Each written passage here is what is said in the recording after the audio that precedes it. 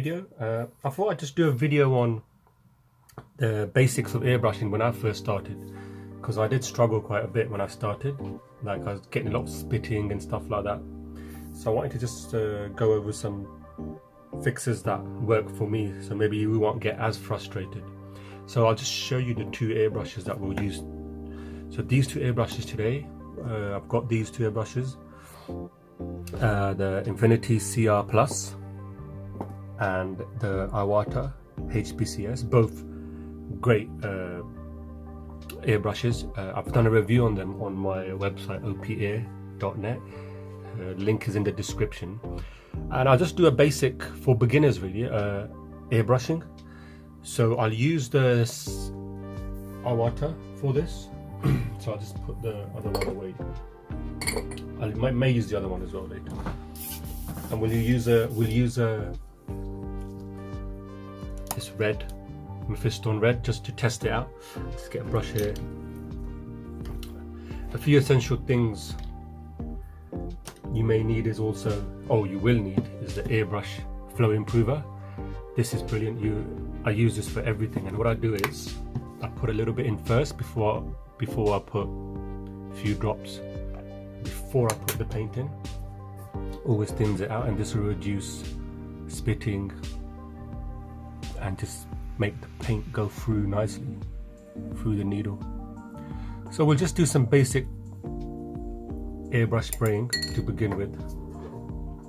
So as you can see with this airbrush, if you press down, it's a dual action. So you press down for the air, then you push back. Now if you notice, when I push back, the air starts coming out. The more you push back, the more paint comes out. So it's all about that trigger control. There you have it. So there. And also the closer you are, normally I just start off with the air and just slightly start pulling back. There you can see. So you have quite a lot of control. You can get into details with this.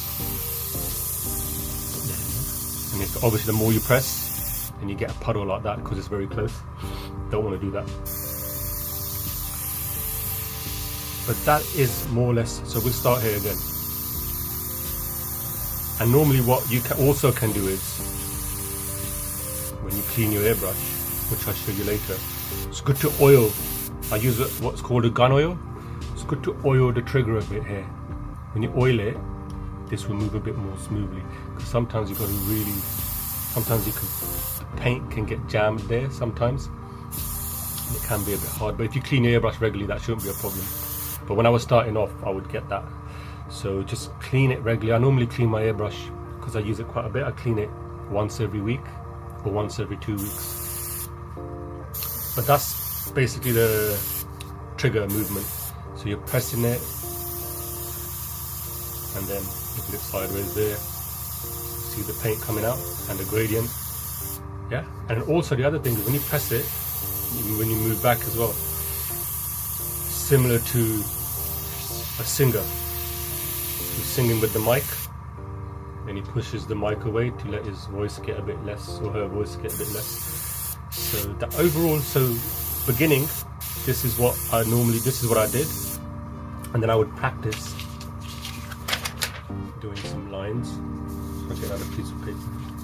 It's a bunch of scrap paper I have that I put underneath while I'm airbrushing for protection.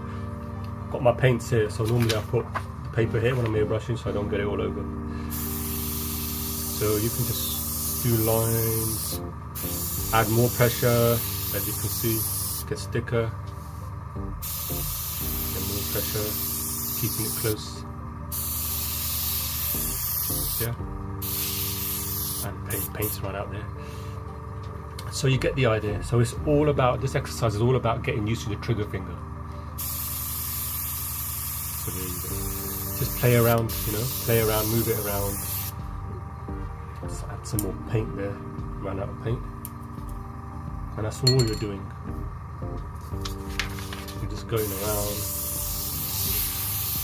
Again, you go closer, you get a thinner lines, less paint. This is trigger. My trigger finger is very light here. I can add more now. You get more deeper.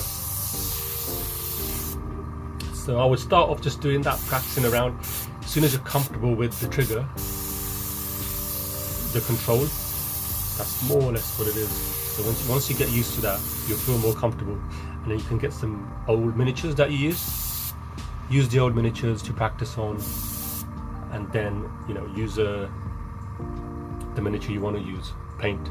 I used to practice on a few plastic miniatures first, undercoat them. I used to undercoat with this surface primer that you can get a grey one like this, and then I would practice different types of colours, gradients, highlights. I've got a whole box of bits where it's old miniatures, and I use that to practice on if I'm doing a colour scheme or something, to see which one will work. So that's a good exercise to start off with. My pressure on my compressor is around 30. You can put it on 20 psi, but I keep it on 30. And that's the first exercise. And then I'll talk to you about clogging next. When your airbrush starts spitting, you'll see that a lot. And I'll talk to you about cleaning as well. There's a video I've done on cleaning, but I'll talk to you about that as well next. And I'll get one of these bottles you get from Amazon. I'll put it in the link. Just putting it in there, getting the air out. So just keep doing it until the water gets clear, as you can see there. That's it, 2 or 3 times, it's clean. Just get all the water out, you can hear the air. Good to go. So that's the cleaning process. I do this every time when I'm changing colour. And the other thing I wanted to go over, so this is the box I got for the Iwata. I wanted to go over was, when I first started, I got really frustrated because my airbrush was spitting a lot and I didn't know what was going on. So what I did is, I did some research and I found out, obviously when you start it's frustrating, but it's very easy. If you get spitting on your airbrush, then what you do is, you check, clean everything and it's still not doing it, dismantle everything. You just take this off, and then at the front here you've got 2.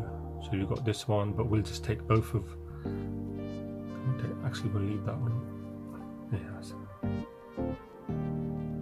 You can take it, or it can come off separately, but I'll just take it off together. And then what you do is you get this tool. You'll get it with each airbrush, and then you just loosen this. Take this out. Excuse me. And then you just get this out. It might take a bit to get out, but it should. We'll get it out.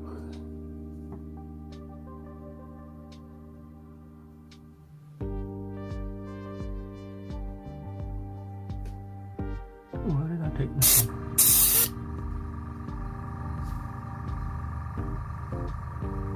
There, it came out finally.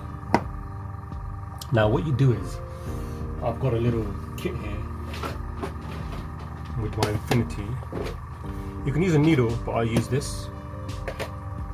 If you get an old needle that has been bent, you can use that too. But normally what happens is, because acrylic paint dries really quickly, you see this tool here, it's like a needle. You just put it in and you're just trying to get any acrylic paint. See, this is clean.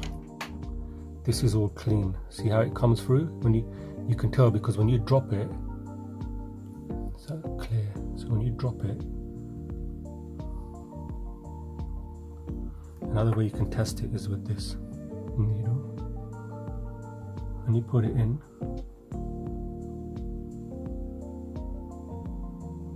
there, see?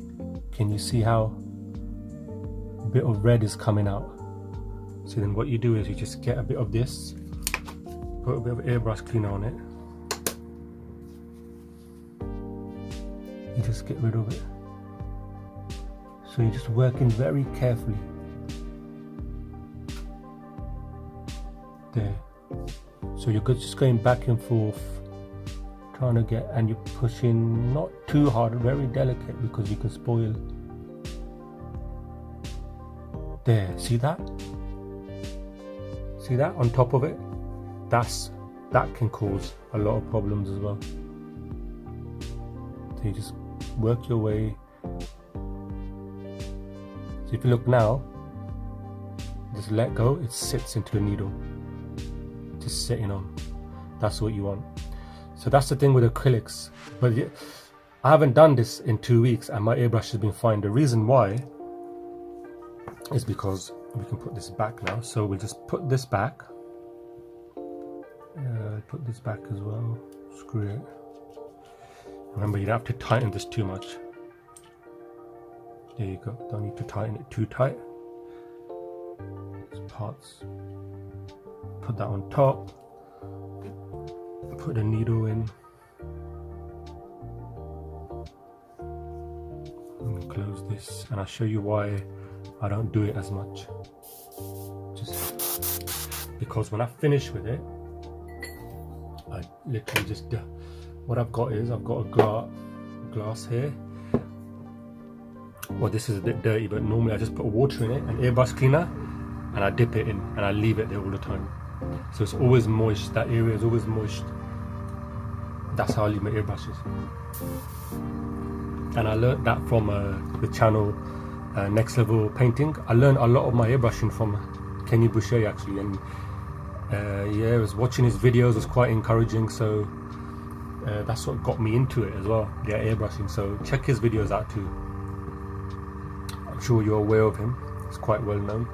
And that's how you take care of your airbrush. I'll do a video where I do a proper breakdown on the airbrush and how I clean it, because you're over here with the pack. You get some lube as well. I don't really have this back thing on, but you can have it on, but I always take it off. I don't really use the lid either. But that's in a nutshell, that's it for beginners. I would just say, if you are doing it and you're getting frustrated, just make sure the nozzle would be the main problem. If you're getting splatters and stuff like that, play around with it, and always thin it. Use your airbrush thinner for your paints. If it's not coming out, it means the paint is too thick. Normally when you use the airbrush, I've got this Games Workshop air ones, which are quite thin, very thin, so they don't really require that much thinning, but I always add it for good practice. But then you can use like the base coats, which are thinner, but you want to water these down, or put airflow improver. So all in all, just practice on a piece of paper. Get your trigger finger working, get control on that, and I'll show you how I oil it and take care of my airbrush in the next video. If you found this video informative or really enjoyed it, please leave a like, share, subscribe. I've got a free painting ebook, so you can subscribe to that. There's a link at the bottom. If you subscribe to my email list, I'll send you regular emails on tips and videos and keep you up to date with my channel. And it will support me quite a lot, because I'll have links on there, affiliate links, that if you purchase products, it funds my channel, and I much appreciate that, because it's always good to get better equipment for filming, sound equipment, what have you. So all your support is much appreciated, and keep practicing. It's not hard. It's been about a year since I've been doing this, and I've gotten to grip with it quite well. Like I said, Kenny's channel is really good, so follow that as well, check it out, and yeah, see you next video.